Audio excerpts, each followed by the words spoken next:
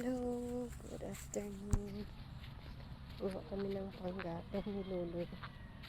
At natutulog pa si Liam, so sumama muna ako dito sa kakahuyan.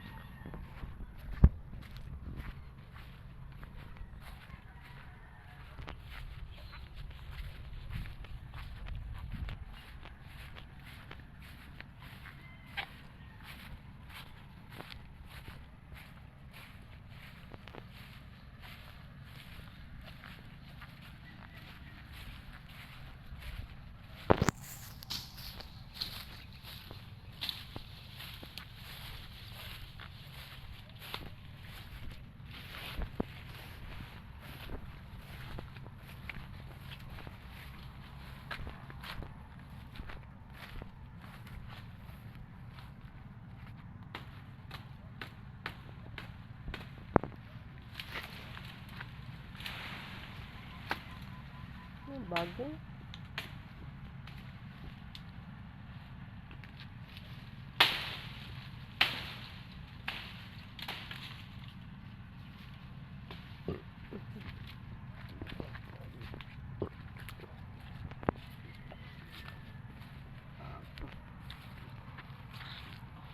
Masuot ka ba?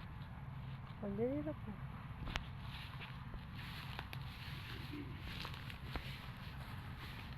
Banto yung mga tamakan eh.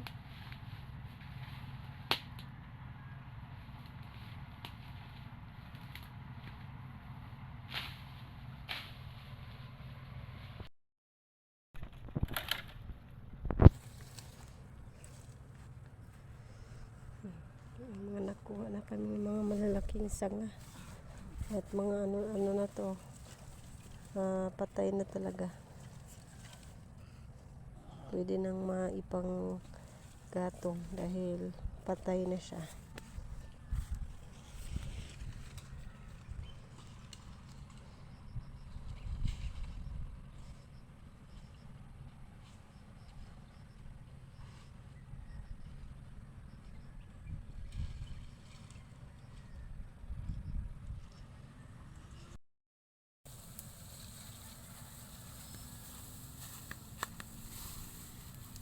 Christmas tree. Dito na ni mo hiwa-hiwaon. Iya dito na ni mo kanon. Ata. Pura na lang. Pwede ra. Mo panggagmay yung daan. Ano maguyot yan? Alam ko.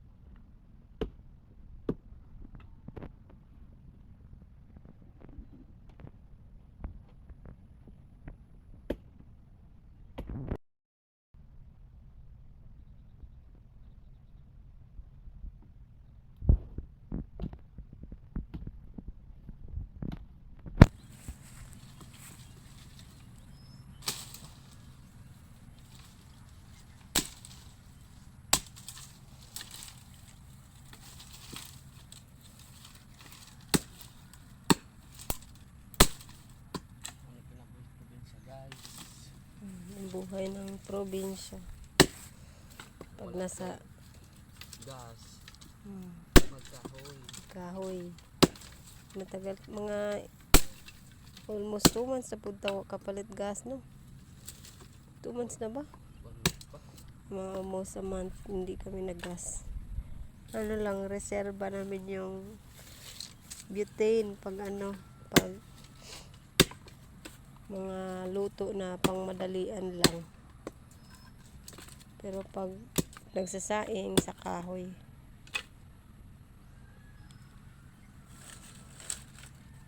Pag nasa dagat naman tayo, gumawa ng shell. Dito sa tawid, gumawa ng kahoy.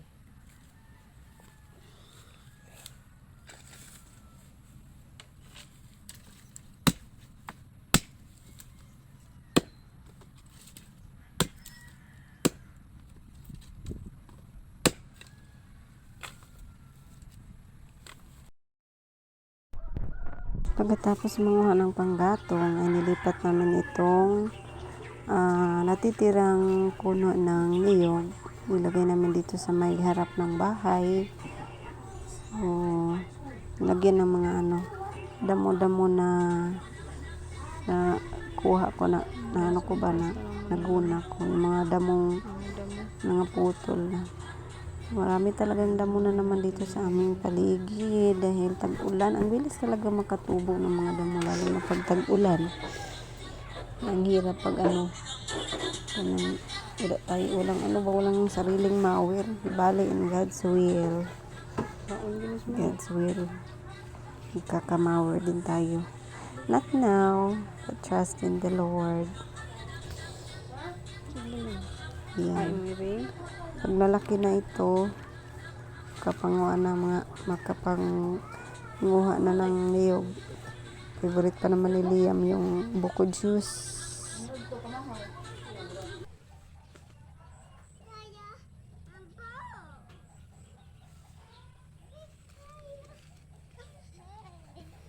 Kuhaon pa na rin niya.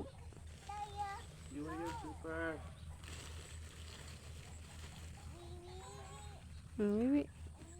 Dito naman tayo sa Achila dahil mag-production si Loloy. Bago yan, naglilista muna siya ng mga ingredients para mamili doon sa lungsod. So, keep on watching lang.